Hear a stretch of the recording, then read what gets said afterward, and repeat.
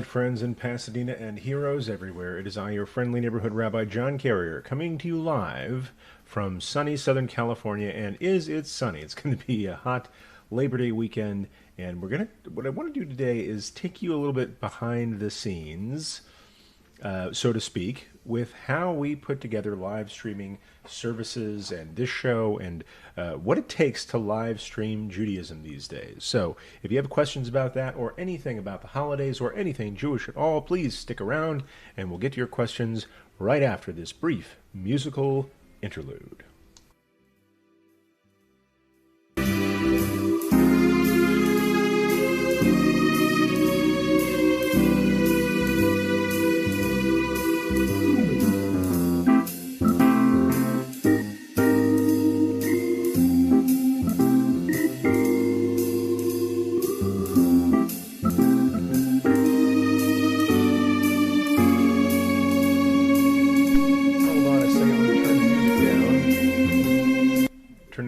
Down just a scooch. I hope you can hear me okay. We'll see if we have any friends on the multi-chat. What is up? An error has occurred. So, I guess not. Hold on. Chat pop up. Let's go. All right, everybody. This is going to be a short show. We don't have anything in the multi-chat today. I've been playing around with settings. The topic of today's show is going behind the scenes with how we do live streaming at Pasadena Jewish Temple and Center. I see D. Willexen in the stream chat. You may be the only one. Everybody, you might want to join us on Twitch today because the multi-chat stream box, Twitch chat box appears to be broken. There's a good reason for that, which is on topic to today's show. But in any case, I'm your friendly neighborhood Rabbi John Carrier. It's my delight to learn with you anytime we can, any way we can. And so maybe you are chatting with me in Facebook or on YouTube, and I can't see it from where I'm sitting. I just pull up my chat or something like that. If you have a question for me about Judaism, the best thing to do is pop into the chat in Twitch. You can see us at twitch.tv/Pasadena Jewish. That's where we are at. And so I think we may be the only synagogue channel on Twitch right now, and I'm pretty sure I was the first rabbi who was live streaming video games qua rabbi. A little while ago we started doing that. So D. Willexen says, my Ema says hi, she's on YouTube. Hello to D. Willexen's Ema. Very nice to have you here. So I apologize today, I can't see what's going on in the chat. Feel free to chat amongst yourselves. Feel free to come on Twitch or Facebook message me if there are any trolls that we need to throw the banhammer on. But I wanted to let you know that I'm not complaining because I really like my job and I love the work that I do. As crummy as the world is right now, and there are some serious crumbs, I can't think of a job that I would rather have right now than being a rabbi. I mean, there's some people, I want to acknowledge, there's some people who don't have jobs because of all this mess. There's some people who didn't have jobs before, and they want some. And there are some people for whom this has been a real disruption in their lives. I'm blessed to be working at all, but I will tell you that if I could pick what kind of work to be doing right now, I would pick this. Like, I would pick being a teacher in a Jewish community, which is what a rabbi is. I'm not a priest. I don't have any intercessory powers between you and the heavenly realm. I've read a lot about it, and if you have questions about it, if you're looking to brainstorm some ideas on how you can connect to the heavenly realm, let's talk. Because, like I said, I read a lot. But so, what I do is I teach. I support people. I do what I can to answer phone calls and emails and reach out to people who I know could use somebody to talk to. And just as a support person, as a teacher, what does our tradition have to say about the time that we're in right now? I've been saying a lot lately. Jews have done more with less. We have been through massive plagues before. In fact, it's kind of in our origin story, the whole Egypt thing. But I just feel like if I could have any other job in the world right now, I wouldn't, because I really like this one. And so that's not just me, shouting out to the Rabbi Search Committee at PJTC. That's an actual fact. And I've had to learn how to do that job quite a bit differently. And as I wanted to, my slogan of the day is, we are all hackers now, in the sense that we have all had to try to figure out how to make something happen using technology in ways that maybe it wasn't intended to or wasn't its original purpose. I mean, our technology, the technology of Torah, and I do see it as a technology. This is the language of Rabbis Without Borders and Klal and that whole gang. But our traditions are technologies, meaning a means to accomplish a certain end, not an end in themselves, but a technology is when you take a discrete, repeatable process to solve a problem. And there may be technologists out there that disagree with me. Please don't at me, but feel free to email me. Rabbi Carrier at PJTC.net. And we have those repeatable processes that help us with all sorts of things in life. If your problem is grief, we have the technology of saying the Kaddish prayer on a regular basis when you've lost somebody, and the technology of Shiva, the technology of Shloshim. All the Jewish mourning practices are very helpful, I've found personally, and have shared with others, to get through periods of mourning. Right now, we're about to enter into a technology of tshuva. Right, we're in this time of year where we have this problem that we have. We go through life, we make mistakes, all of us do. And do we let those mistakes end us? Do we let those mistakes end our relationships? Do we let our tragedies become our destinies? Do we get stuck in patterns, bad habits, patterns of behavior that are unhelpful? Or do we take this opportunity to account for those things, make amends where we need to, and then move on with our lives so that we can establish better patterns and grow as people? That's the technology of Rosh Hashanah and Yom Kippur, the days leading up, the days in between. And that's so Judaism and technology are not new friends. We've been together for a while.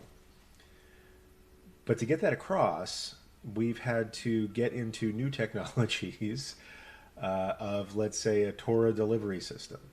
For the last several centuries, millennia maybe, the Torah delivery system was getting people, mostly Jewish people, but not exclusively, getting people into a place at a certain time to share information with them. Maybe that information is Torah, maybe that information is, what time's lunch, to share information with them, to get information back from them, to have them share information with each other in the form of friendships, relationships, conflict. But in order for that information to be shared, passed back and forth, those signals to move, the technology was being in a building in proximal space at a particular time. So it was synchronous and co-located. And that's how we've done things for, let's say, the last longer, like since the book of Exodus, and we started having these practice since we started building a Mishkan, because we had the instruction to get together in one place where God could gather with us. Right? That's the origin of locational Judaism, the Mishkan. That was our technology. A tent, a fancy tent, full of all sorts of brand new stuff. It was the cutting edge of tents. And then that was a portable technology. That was the mobile version, if you will. And then we got to a place where we stayed in one place. Here's the desktop version. That's the Beit HaMikdash. That's the temple. And that's the medium by which we conducted our information sharing. And that worked for several hundred years, and then we lost the temple.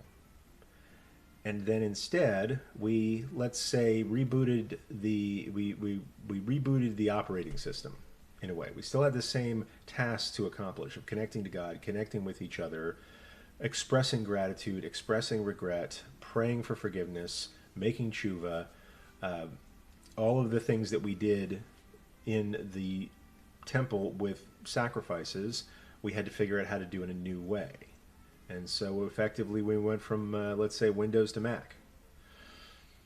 And that worked swell for the 2,000 years of the, or plus or minus of the history of synagogues. Now we have a new challenge. The new challenge is, how do we do the same things, connect with God, connect with each other, learn our history, learn our tradition, gather as a community to pray, to worship, to, get out the vote. Whatever communities do when they get together, we've lost our desktop, right? We have lost our co-location. And so now we've got to hack together some new technologies to accomplish the same thing. And I have to say, I have never been more impressed with the Jewish world and its creativity than I have in the last 6 months. So I'm just going to pause for a second. If you're just joining us, this is RabbiChat from PJTC with me, your friendly neighborhood Rabbi John Carrier. Just a little station identification. We are streaming right now on Twitch, on YouTube, and on Facebook. If you are chatting with me or asking questions in Facebook or YouTube, that's broken. It's still there. I'll still be able to see it after this broadcast, but my usual widget for the multi-platform texting is not working, and I'll explain why in a second. If you have a burning question for me, come see us at twitch.tv/Pasadena Jewish, and I am seeing the chat there. So, in the last 6 months, we have gone from having people in the same place at the same time in order to communicate as a community, have private meditative moments, commune with God if that's your deal. It is mine. Not judging. I don't yuck your yums. Or just work together to organize social justice projects. Work together to do food drives. We used to do all that in a building and on a relatively fixed schedule. And I like to say that if I've figured out any way to be I was going to say a really good rabbi, but that's I don't know that I'm there yet. If I have figured out what's effective for me as a rabbi, if nothing else, you get as many people together as you can in a place, have them sit as close together as possible, preferably singing. And all of that's off the table. All of that is no longer on the menu. The specials are sold out. But we're still here. And we're still hungry. So now what? About 5 months ago, even after we kind of shut down the temple office during the week, for a couple of weeks I think we were still having live services. It took us a minute to figure out how we were going to connect with people without having people in the building, but that became clear that that's what we had to do. Luckily, we had installed a live streaming camera about a year or so before that. The temple, this is kind of I'm not going to say a controversial thing in the Jewish world, but different communities have made different decisions about this, and we elected to live stream our services or make that camera. Some people have an issue with using electronics on Shabbat, setting up electronics on Shabbat. The fact that the camera records the service, it's akin to writing, which is forbidden traditionally on Shabbat. But we thought, we're going to do this because this is how we best serve our people. And I say we, it was before I got there. And we even live streamed and recorded last year's high holiday services. And so we thought, we'll switch the camera on every once in a while just for funsies, right? Maybe for a bat mitzvah where the grandma needs to come in from Idaho and she can't make it, so she's going to be able to see the service. But we had that technology available. So we decided to have the cantor Ruth Berman Harris, our fantastic cantor, and myself, John Carrier, lead services with nobody else in the room. Now, not nobody. We have this wonderful davening team. We have some musicians. Matt Cheadle comes in on Friday nights, and then Matt and a guy named Steve Moose, he comes in on Saturday mornings, and Matt plays the guitar. Steve plays the mandolin. We also have some people who share their voices in song sometimes. Our friend Betsy comes in and sings with us. Lately we've had Dave on drums. That's been pretty cool. And so for the last several weeks, we've had the situations where it's me, it's the cantor, and then the musicians all sort of distributed in a space that holds, I'm going to say 200 to 400 people, just the 5 to 6 of us. And everybody is 20 feet apart from each other, right? And we've made that work. We've been effectively quarantined together for the last 6 months. And then a couple of things happened. One is we had some B'nai Mitzvah coming up. And originally, when everything shut down, we decided to reschedule all the B'nai Mitzvah celebrations. We thought, you know what's going to happen? We can't do them now. It was a hard decision on people's part because people had been planned these years in advance, prep for them months in advance, put down deposits on stuff. And then we decided as a community with these families that the right thing to do was reschedule them because God forbid you put grandma on an airplane to come in and sit in a room with 200 people. And so everybody booted them out until August. And so we thought, okay, we're going to reschedule them. By August, no problem. Everything's going to be back to normal. We'll all be back together and celebrating. So we filled the dance card. And then it became clear that that wasn't true either, that we weren't going to be able to reopen things and get people back together in person. So we thought, up to this point, we'd sort of been hesitant about Zoom because Zoom is a wonderful platform that is challenging for users and sometimes challenging for, Job, I would think. Because sometimes Zoom, I don't know if anybody else in here has been in a Zoom meeting that broke through no fault of anybody's except somebody's internet connection, somebody's settings, somebody being a little late to the party on how to use Zoom correctly. And we thought, this is not how we want our services to go. We don't want to, we don't have a problem with, say, live streaming on Zoom because we're over the live streaming bit. We have a problem with broken down services. And so that's why we hesitated. When it became clear we needed to have B'nai Mitzvah celebrations, whether we were in person or virtual, we decided, okay, if we're going to have the only way to accomplish this and to get all the people together who needed to celebrate was going to be through Zoom. We thought, okay, if we're going to have Zoom, we're going to have the best Zoom services ever. And we do. You heard it here first. I was incredibly impressed with our first Zoom Bat Mitzvah this past week. I think it was great. We had a wonderful team from gathering us, helping us to manage it and set everything up. We had wonderful volunteers. Sandra, our Gabbai, is back in action. I miss her terribly. She was always the one running our Torah service. And it looks like some friends are joining us in the chat here. Kay Dixie's in the house. Yermalo, it's all right. We're back. It feels like old school. We're all back on Twitch again. Nice to see you all. So anyway, we decided we're going to bite the bullet. We're going to have Zoom services for this Bat Mitzvah and then for a future B'nai Mitzvah for as long as we have to, but we're going to really do it in style. And so we did all this planning. Cantor Ruth especially is down, laying cable, making sure that all the different rooms, because she and I were on the bima and the Bat Mitzvah was in the chapel and the musicians were around and all the sound had to work, which is difficult when you have 5 or 6 people used to singing together.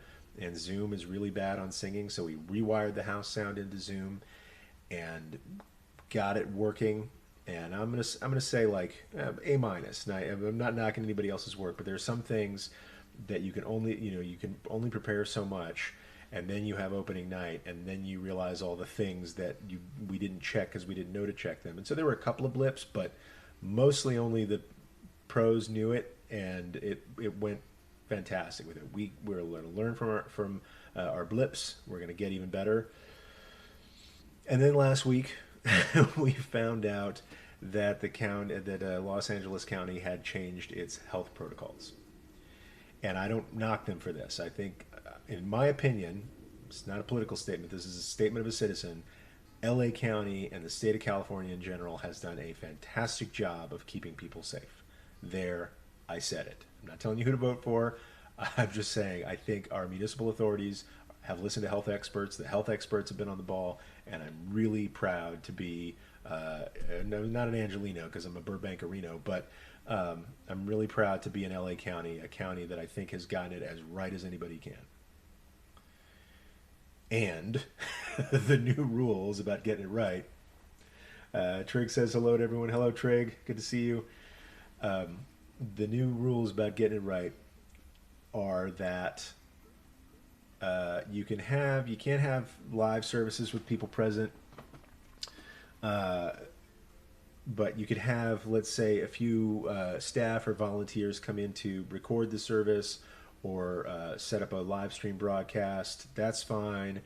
The trick is if anybody is singing, and let me just pause. One thing that I'm super proud of and really impressed by at PJTC is that it is a singing community. We take music very seriously, whether it's just singing or instrumental music. This is one of the real highlights of our community. And getting people, not just us, but like getting people to sing together has been one of the great joys of my rabbiting at PJTC.